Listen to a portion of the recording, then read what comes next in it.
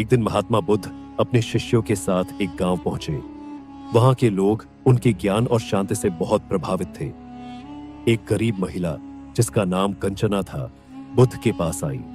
उसने हाथ जोड़कर कहा, भगवान, मेरा जीवन दुखों से भरा हुआ है। मैं गरीब हूं, मेरे पास खाने को भी मुश्किल से कुछ मिलता है।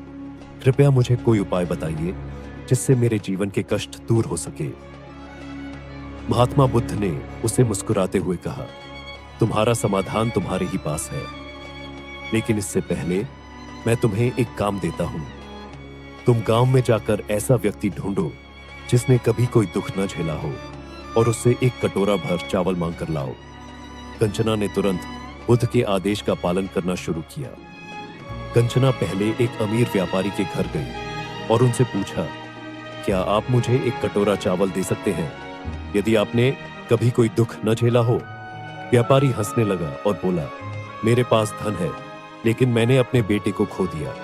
मेरा जीवन भी दुखों से भरा है। इसके बाद वह एक किसान के घर गई। किसान ने जवाब दिया, मैं दिन रात खेत में मेहनत करता हूं, लेकिन फिर भी सूखा और बाढ़ मेरे जीवन को कष्टमय बना देते हैं। मैं भी दुख से अछूता नहीं हूं। कंचना ने पूरे गांव में घूमकर हर घर का दरवाजा खटखटाया, लेकिन हर व्यक्ति ने अपनी कहानी सुनाई कि कैसे उन्होंने अपने जीवन में किसी न किसी रूप में दुख का सामना किया है। थककर और निराश होकर कंचना वापस बुद्ध के पास आई।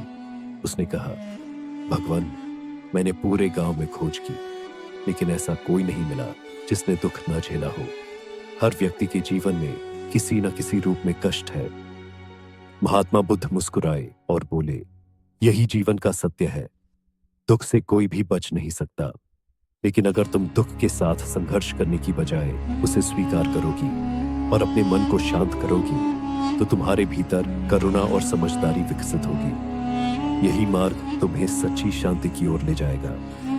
ये कहानी हमें सिखाती है कि दुख जीवन का हिस्सा है और इससे कोई अछूता नहीं है, लेकिन जीवन में शांति और संतोष तब आता है जब हम इसे समझते और स्वीकार करते हैं। दुख को जानने से ही हमें जीवन का सही अर्थ पता चलता है।